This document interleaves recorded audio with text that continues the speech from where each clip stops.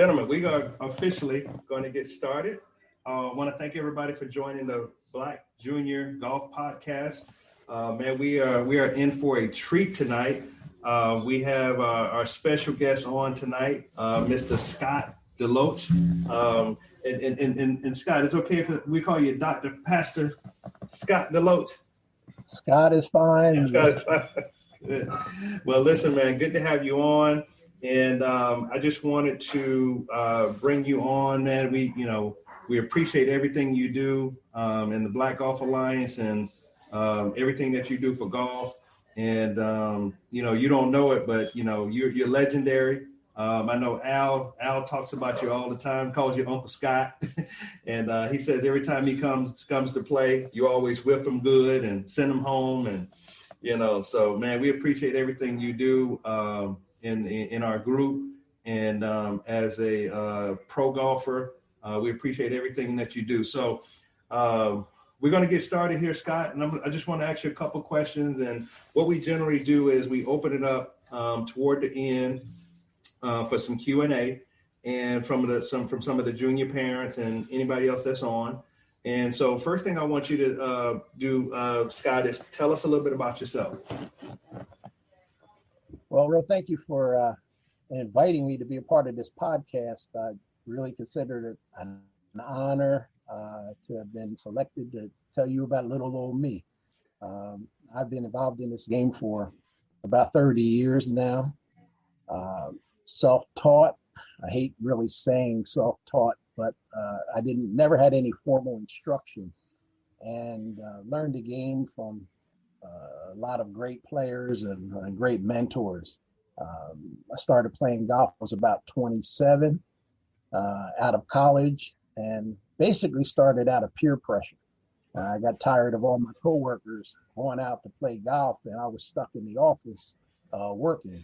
And so I made up my mind I was going to learn this game because I heard that the way to make it up the ladder was to learn how to play golf and to cut big business deals on the golf course. And I wanted to be a part of that. That's awesome, Scott. And so Scott, you born and raised where again? Philadelphia, born and bred. I live about 15 miles away from where I was born in the city of Philadelphia, and I live in the suburbs near Valley Forge. I don't know if you've ever heard of that place, where George Washington fought all his battles at. Right. I live in a little small town called East Norristown, which is in the suburb of Philadelphia.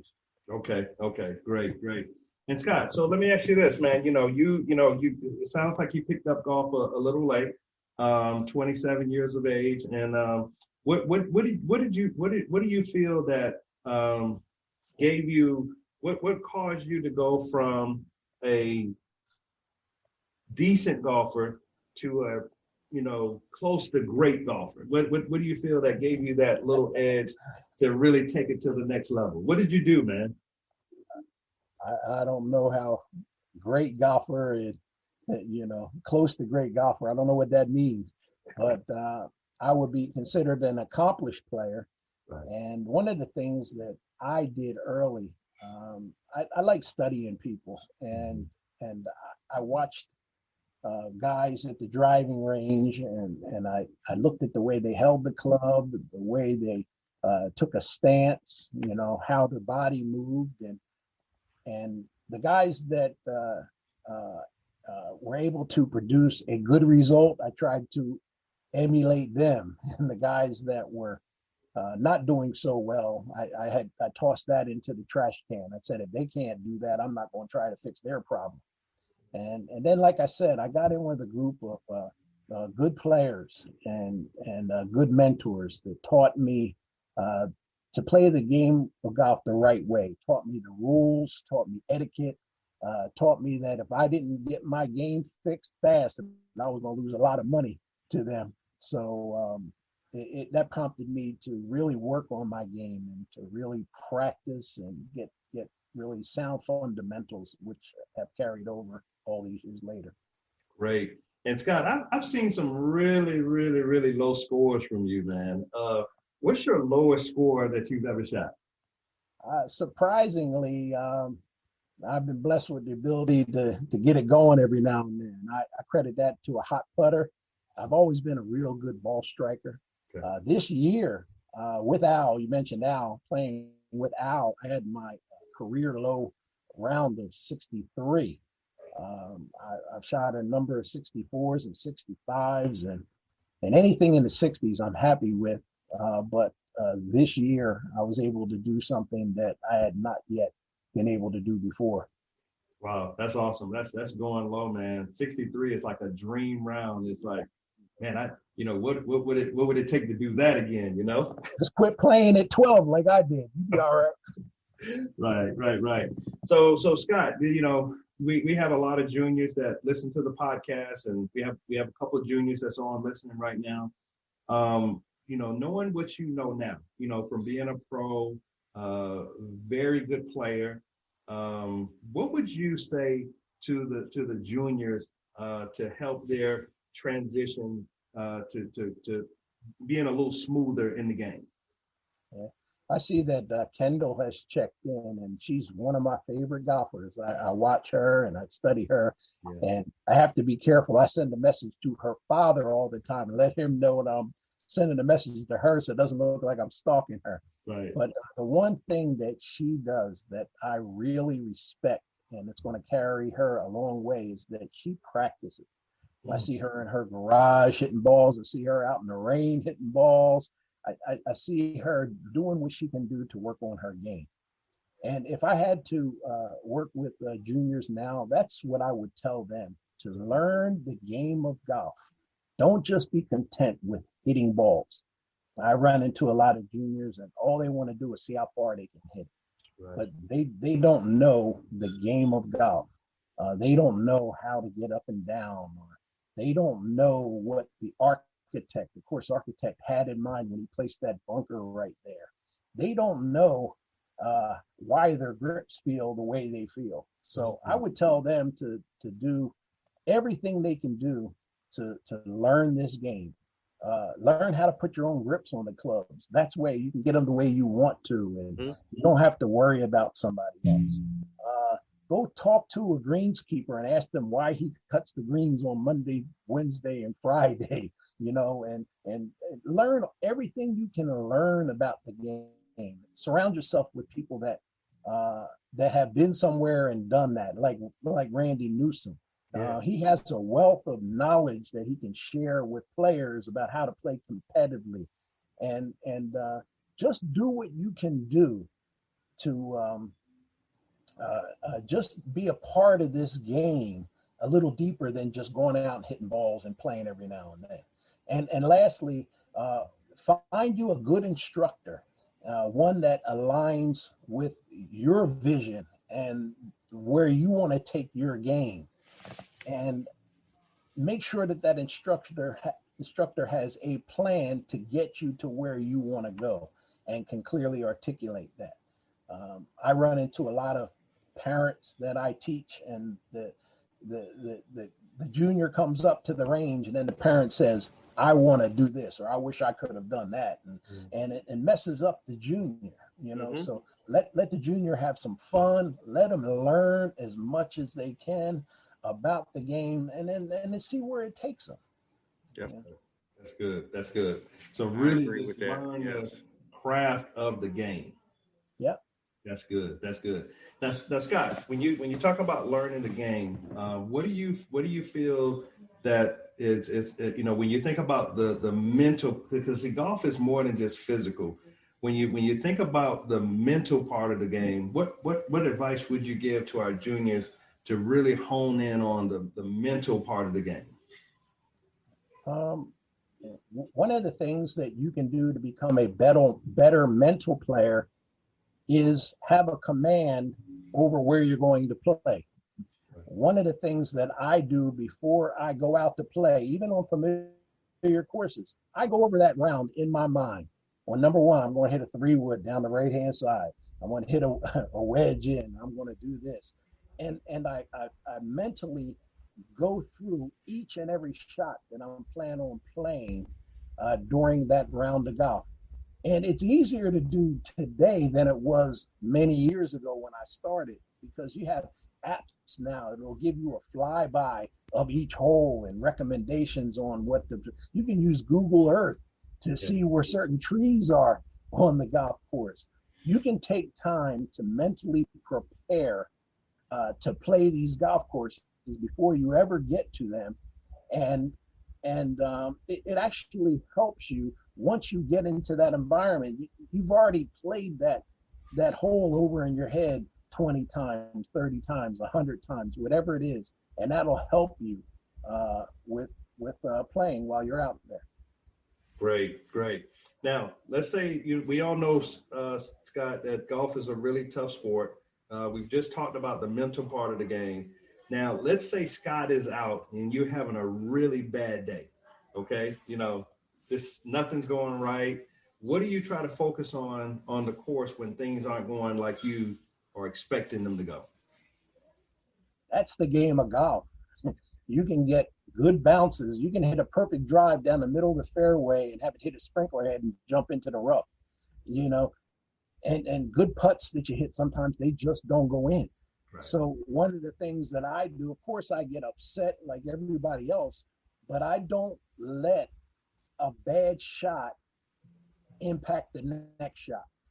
I kind of play each shot one at a time, and I never let one hole carry over to the next hole, where a bogey on number 2 cost me a double bogey on 4, and stuff like that. So I try to compartmentalize as much as I can and understand that nobody's perfect and we all make mistakes, but we just have to execute every single shot to the best of our ability and take the ball as it bounces.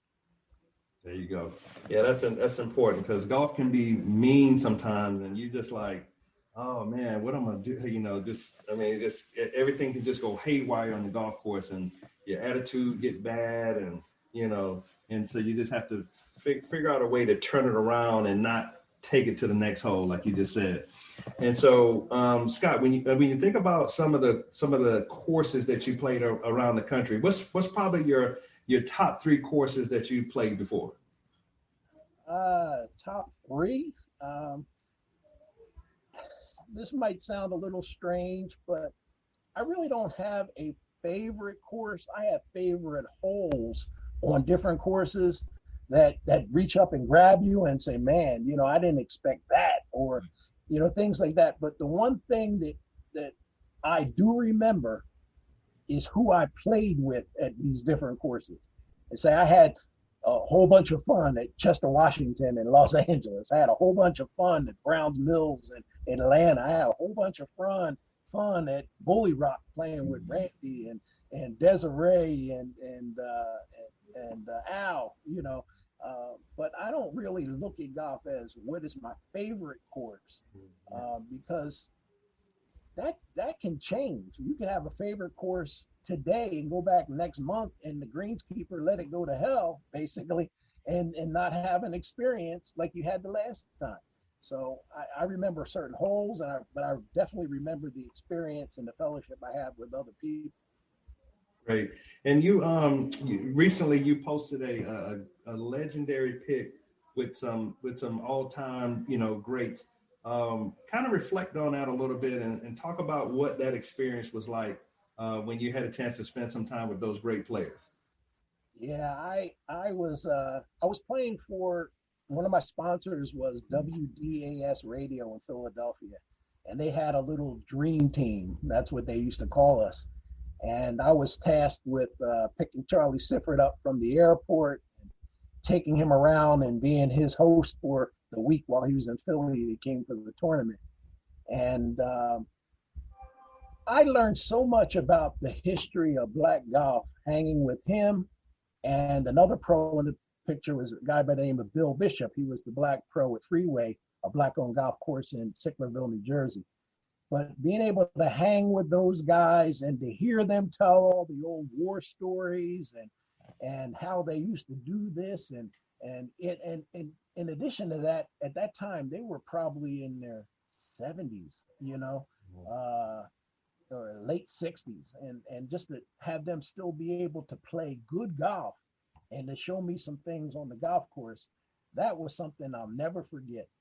And you know, hanging with guys like that is just it's just you can't buy those kind of experiences. And it's helped me become a better golfer and a better person, I believe, after that. That's right. Yeah, that's awesome, man. That was an awesome pick you posted. And Scott, who are some of your favorite tour players that's out on the tour right now? I look at a lot of these guys with a grain of salt. I grew up looking at guys like Freddie Couples and Payne Stewart, and of course Tiger when he was coming up. And if they had nothing else, they had great golf swings and great temperaments and great reputations that went along with them. Today, I look at some of the guys, and I still like guys with great golf swings like Adam Scott and Rory McIlroy. But I kind of looked side-eyed at a couple of those guys when they turn these little beefs into, golf. They're golfers. They're not, gangsters. Right. And they have feuds and East Coast versus West Coast and all this nonsense. A lot of guys out there, they're focused on their brand and their image and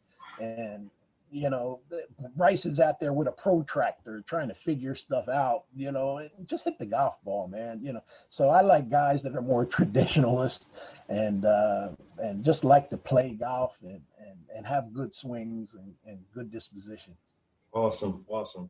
And, we chit chatted a little bit before the podcast. And one of the things that we were talking about with junior parents, as we're raising the junior players, the parents want the kids to do well. The parents want the kids to perform better.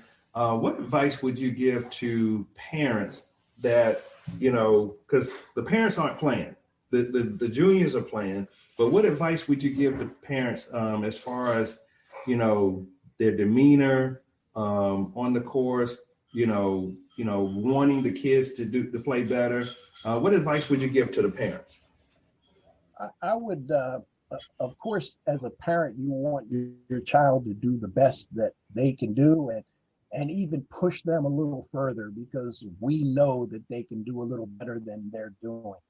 But when that child gets to the point where they're not having fun and you're trying to live out your experience through them, it's time for you to back off a little bit and let the instructor, which is trained to handle situations like that, let them handle the kid, the child or the junior golfer.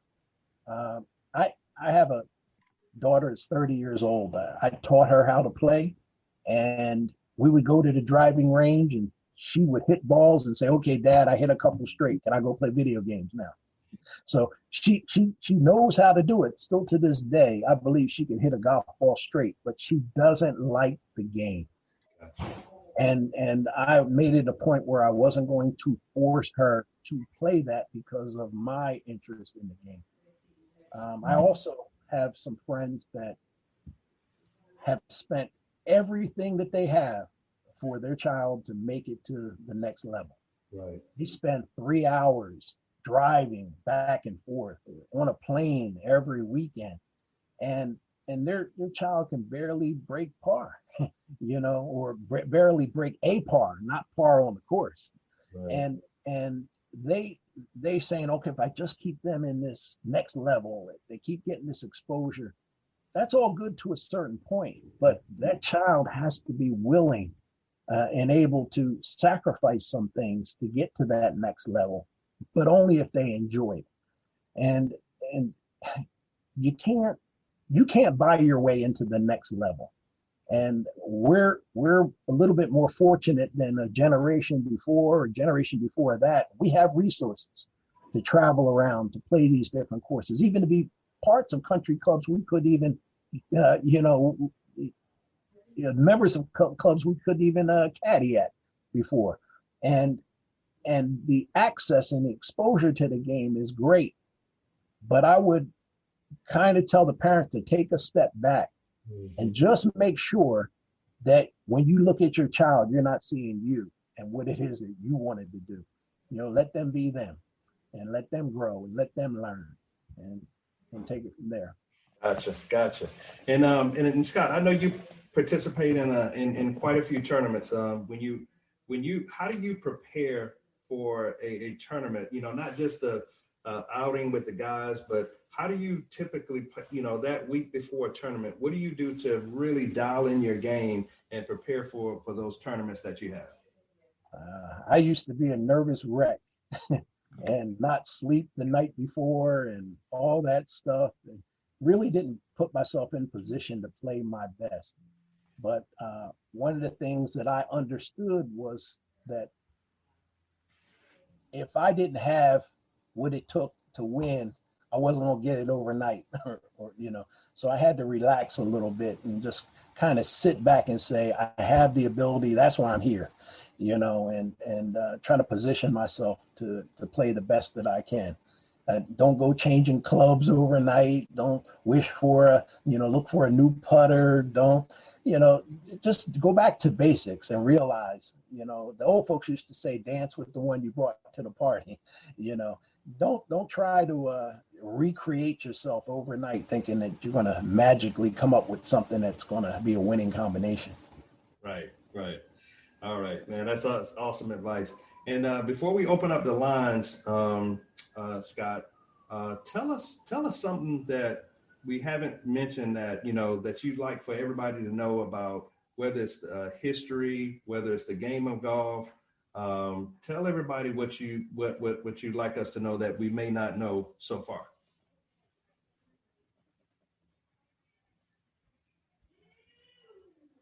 I had this conversation maybe not even a week ago. And one of the things that we talk about often is the younger generation missed something from the way we were brought up. Mm-hmm. And you don't see it often that the younger generation is going to guys like Randy or myself or some of the older players,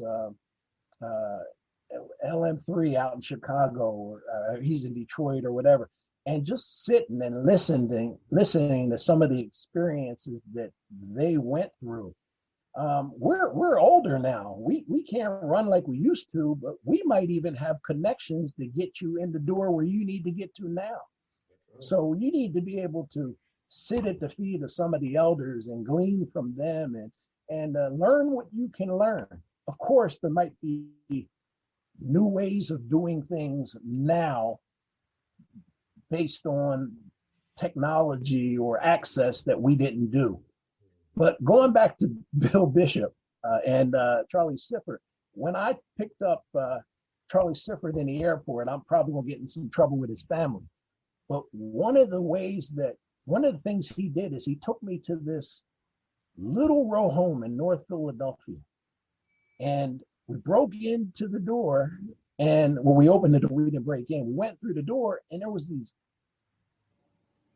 things that I can't even mention sitting all out. And these people weren't the kind of people that would openly have public come to their house. They were doing some stuff they shouldn't have been doing. But Charlie Sifford said to them, see this young pro, if he needs anything, y'all take care of him on my name.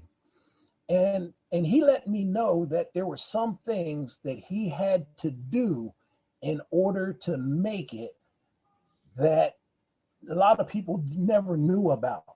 And today things are simple. People just go to a hotel, but they had to stay at people's houses, and they had to sleep in their cars, and they had to pack 2 or 3 days worth of food and put it in their bags because they couldn't get into restaurants.